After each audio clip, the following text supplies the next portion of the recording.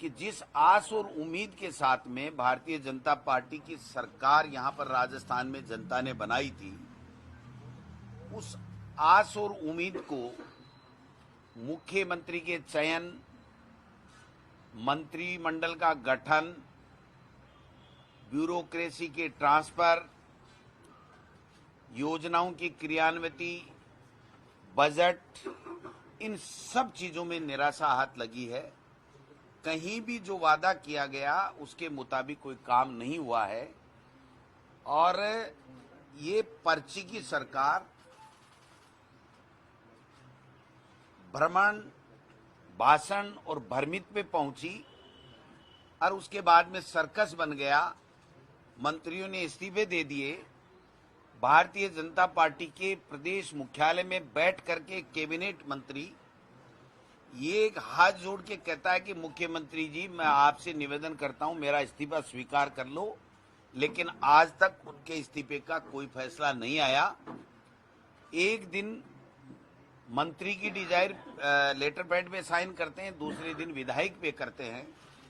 मंत्रिमंडल की बैठक में शामिल होते हैं तो जनता ये मानती है कि वो मंत्री हैं और दूसरे दिन कहते हैं मैं तो एसआई पेपर की भर्ती निरस्त कराने गया था, मेरा मंत्रिमंडल से कोई वास्ता नहीं है। तो इसलिए लोग बागों के एक जुबान पे आ गया कि ये सर्कस है और अब यूटर्न सरकार बन गई है। और यूटर्न सरकार इसलिए बन गई कि एक भी फैसला ये अपना, इन्होंने पहले कहा था कि 100 दिन में हमारी ट्रांसफर पॉलिसी को हम शामिल करेंगे, इन्होंने वापस यूटर्न ले लिया। अंग्रेजी मीडियम महात्मा गांधी स्कूलों को हम हिंदी मीडियम में कन्वर्ट कर देंगे, इन्होंने यूटर्न ले लिया। उसके बाद में मोबाइल पर प्रतिबंध लगाया, उसको वापस ले लिया।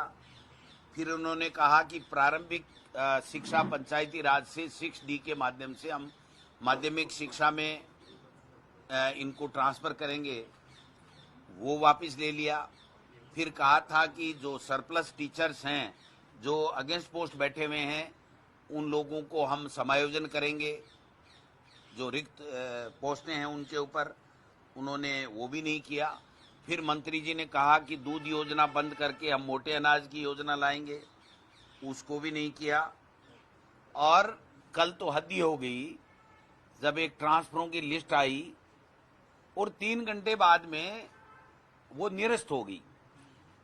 आना और निरस्त होने से बड़ी बात यह है कि मंत्री ये जवाब दे कि कुछ त्रुटियां रहेगी उसको सुधार करेंगे और यूडीएच मंत्री जारी करते हैं कि हमारे सेवर सदस्य जो नगरपालिका, नगर परिषद, नगर निगमों में, उसको भी 24 घंटे में निरस्त हो गई।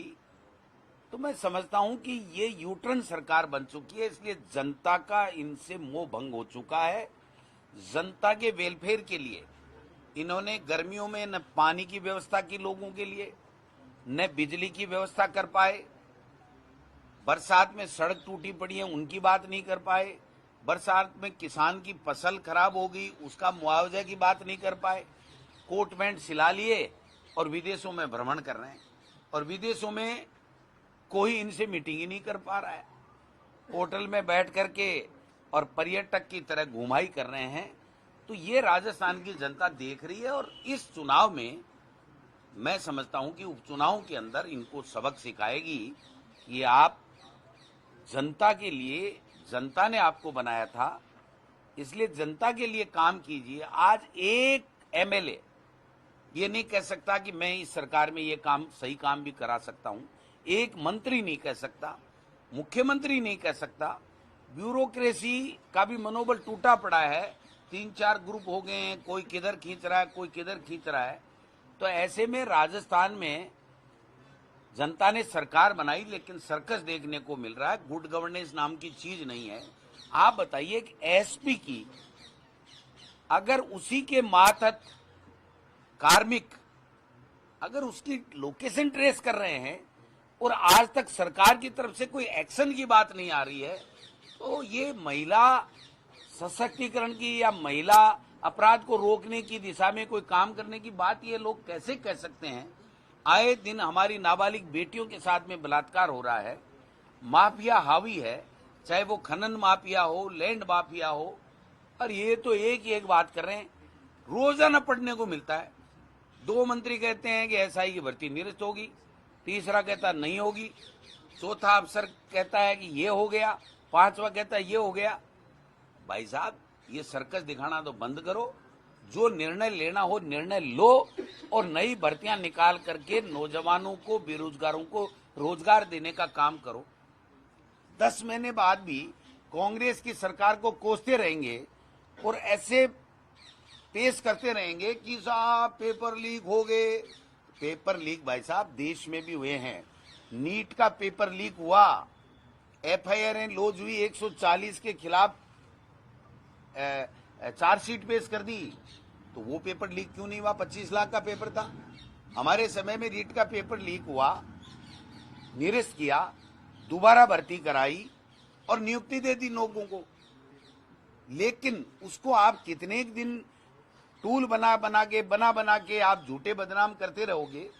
जिसको जो अपराधी मिल रहा है सरकार को, वो अपराध के खिलाफ काम करे, लेकिन अब ये सर्कस दिखाना बंद करे और गुड गवर्नेंस करे, योजनाएं अच्छी जनता के लिए लेकर के आए, जनता के बीच में जाकर के उसकी समस्या सुने। आपने देखा होगा तमाशा बना दिया इन्होंने। एक दिन 2.5 घंटे या 1.5 घंटे बीजेपी के कार्यालय के अंदर जन सुनवाई हुई और दूसरे दिन ताला लग गया। वो कमरा ही नहीं खुला, कहते हैं सुकूनी नहीं है, अब सुकूनी कमरा है, तो कोई दूसरा बना लो भाई। जन सुनवाई हमने कांग्रेस की सरकार के समय में अध्यक्ष था, मेरे से पहले भी हुई थी, मैंने भी कराई। जन सुनवाई होती थी, 100-100, 200-200, 300-300 आदमी आते थे, हम उसकी सरकार में भेजते थे। कुछ का काम होने वाला हो जाता था, नहीं भी होता था, वो अलग बात है। लेकिन जनता को एक केंद्र मिला हुआ था कि भाई हम जाकर के हमारी बात कह सकते हैं, हमारा परिवेदना दे सकते हैं। यहाँ तो कोई परिवेदना लेने वाला ही नहीं है, कोई सुनने वाला ही नहीं है। जब मंत्री खुद ये कहे कि मैं मंत्री हूं ही नहीं, तो आप बताओ जनता किसके पास में जाए। और एमएलए ये कहने लगे, जनप्रतिनिधि, कि हमारी चलती नहीं है। आप अधिकारी 2-4 के नाम वो बोलते हैं, मैं नहीं बोलूंगा, तो उनके पास जाओ। तो ये क्या हो रहा है? ये तमाशा नहीं हो तो और क्या हो रहा है? इसलिए हमने तैयारी कर ली है 7 उपचुनाव की। हमने सीनियर ऑब्जर्वर एक विधानसभा के लिए बना दिया है और हमारे संगठन के 2 पदाधिकारी होंगे और बाकी चुनाव के लिए 4-4, 5-5 सीनियर जो हमारे एमएलए, एक्स एमएलए, ऐसे लोगों की हमने वहां पर टीमें बना दी है, जिसकी घोषणा आज हम लोग कर देंगे। और पहले से भी टीम बनाई हुई है जिसने बूथ लेवल, मंडल लेवल और ब्लॉक लेवल के ऊपर जाकर के मीटिंगें की है। तीनों हमारे सह प्रभारी 2-3 दिन में 19-20 तक जाएंगे, वहां पर लोगों की राय लेंगे, लोगों से जो भी इच्छुक चुनाव लड़ने वाले हैं उनसे बात करेंगे, संगठन की बैठक लेंगे और सबकी राय लेकर के प्रदेश कांग्रेस कमेटी को देंगे। फिर हम हमारी कोऑर्डिनेशन कमेटी की सीनियर लीडर्स की रंधावा साहब की अध्यक्षता में हम मीटिंग करेंगे। उसके बाद में हमारे प्रपोजल हम लोग प्रदेश कमेटी की तरफ से हम आलाकमान को भेजेंगे और जो आलाकमान वहां से उम्मीदवार देगा, वो उम्मीदवार हमारा कांग्रेस का उम्मीदवार जीत करके चुनाव जीतेगा। अलायंस के लिए हमारा केवल लोकसभा में इंडिया गठबंधन में आरएलपी की सीट हमने दी थी। नागौर में हनुमान बेनीवाल जी जीते थे, एमपी है हमारे इंडिया गठबंधन के। अब विधानसभा उपचुनाव में समझौता होना नहीं होना या और किसी के साथ होना नहीं होना, ये सब पार्टी हाईकमान तय करता है। इसमें प्रदेश कांग्रेस कमेटी का कोई रोल नहीं होता है। इसलिए जो भी पार्टी हाईकमान गठबंधन के लिए निर्णय लेगा तो हम उस निर्णय के साथ जाएंगे, नहीं तो हम सातों जगह, हमारा कांग्रेस की तैयारी है और हम चुनाव लड़ेंगे। टिकटें कब तक घोषित कर देंगे? 25 3 बजे पहले कर देंगे। 25 तो लास्ट है। अब लास्ट तक तो कर ही सकते हैं, करने को तो पहले ही कर दें। अब मुख्यमंत्री जी पहले विदेश से आए, फिर इनकी टिकटें विकटें भी हों, उनको भी देखना पड़ता है किसको कहां से क्या मनाना धनाना चलता है, नहीं चलता है, सब चीजें जहन में रख के चलेंगे सर। लेकिन मैं ये कह सकता हूं कि उम्मीदवार ऐसा होगा जो जनता जिसको चाहती है, जो जनता के बीच में रहता है और पब्लिक जो हमारी कांग्रेस का कार्यकर्ता ये कहता है कि ये जीतेगा और ये हमारा उम्मीदवार होगा, तो उसी हिसाब से पार्टी हाईकमान निर्णय लेगा। कुछ सीटों पर जैसे गोसा का नाम चल रहा है कि वहाँ आप स्ट्रेटेजिक तौर से एंड वक्त पर बीजेपी के नेता को भी टिकट दे सकते हैं। जो आप सोच रहे हो वो काम हम नहीं करेंगे। सर, बीजेपी वाले ये कह रहे हैं कि हरियाणा चुनाव के नतीजे का असर राजस्थान में नजर आएगा, मॉरली बूस्ट है वो बीजेपी। उनके पास इसके अलावा सामान ही नहीं है। ये उनको केवल वो मुंगेरी लाल के हसीन सपने हैं। हरियाणा चुनाव अलग था, यहाँ का चुनाव अलग है। यहाँ पर सरकार भारतीय जनता पार्टी की बिल्कुल पूरी तरीके से विफल हो चुकी है। संगठन हमारा यहाँ मजबूत है, नेताओं में एकजुटता है। ए से लेके जेड तक जिस भी कैटेगरी का जो भी नेता है वो सब एक बंद मुट्ठी के रूप में एक साथ काम कर रहा है राजस्थान में। तो मैं समझता हूं कि यहाँ पर किसी तरीके की कोई मुगालते में भारतीय जनता पार्टी रहे तो वो उनकी वो जाने।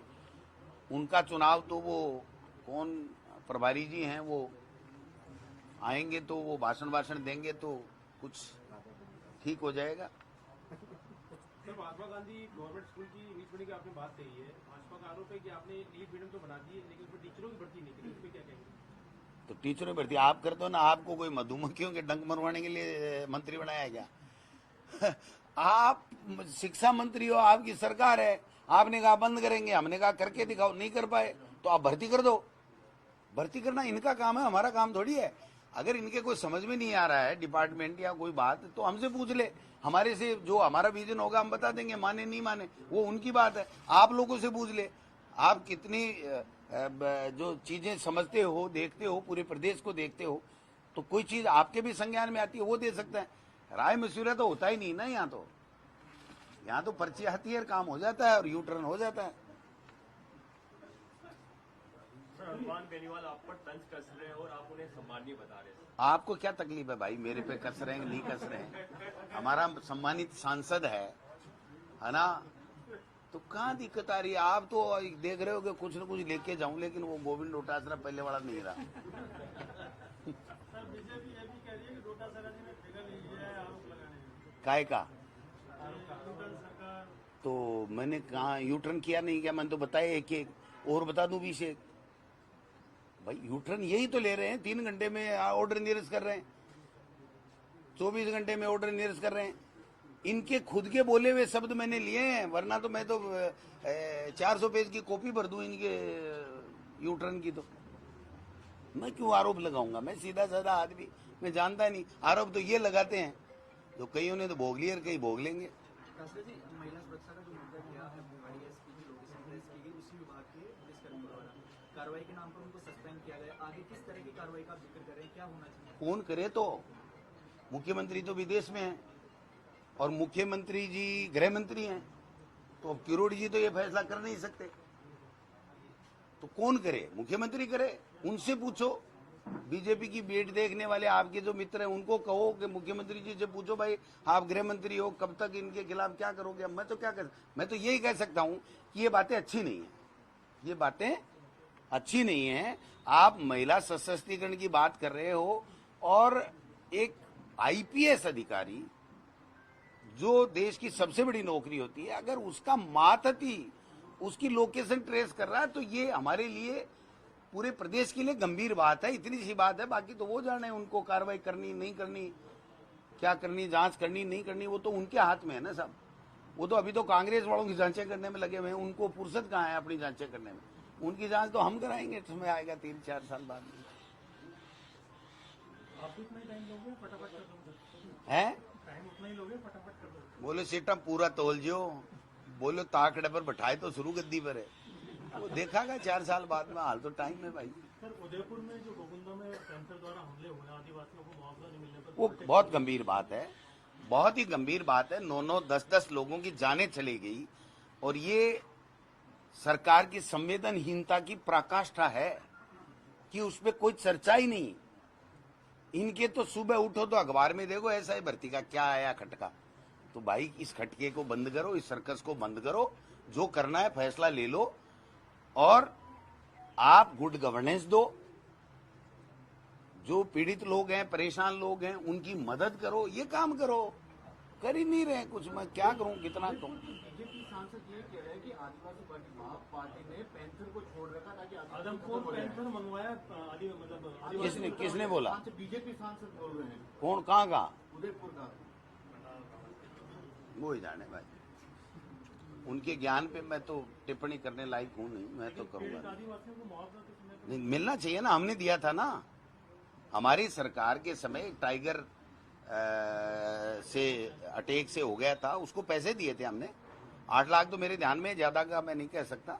बातें तो कही हैं। पैंथर के मामले में अलवर में दिए। तो फिर बताओ, अब ये तो कुछ कर नहीं रहे ना भाई साहब। तो ये तो भ्रमण पे निकले हुए हैं ना। सर, ये बाइपोल के पहले एआईसीसी ने गहलोत जी और पायलट साहब को महाराष्ट्र भेज दिया, तो इस पे आप क्या कहेंगे? तो नहीं भेजना चाहिए। नहीं, उनको इसलिए भेज दिया कि ताकि यहाँ पे ज्यादा टाइम ना, उनके बीच क्यों? जो राइवलरी है उसको। क्यों यार? चुनाव से डाइवर्ट कर दिया गया सर। हाँ, यार बड़ा जोरदार सवाल है। क्या बात है, क्या बात है। लाया कुछ मिला नहीं इतनी देर में, इसलिए अब कुछ न कुछ। सवाल तो है। कुछ नहीं, कोई सवाल नहीं। वहाँ की जिम्मेदारी भी निभाएंगे, यहाँ की उपचुनाव को भी देखेंगे, और दोनों ही हमारे वरिष्ठ नेता हैं। पूरे हिंदुस्तान में भी काम करेंगे, राजस्थान में भी काम करेंगे, और सब मिलकर के इस भारतीय जनता पार्टी का सुपड़ा साफ करेंगे। राजस्थान में 7 सीट का आपने अब थारो पेट भरियो को क्या खबराऊं, तो कुछ कहीं घड़ी के दिए चलाया तो।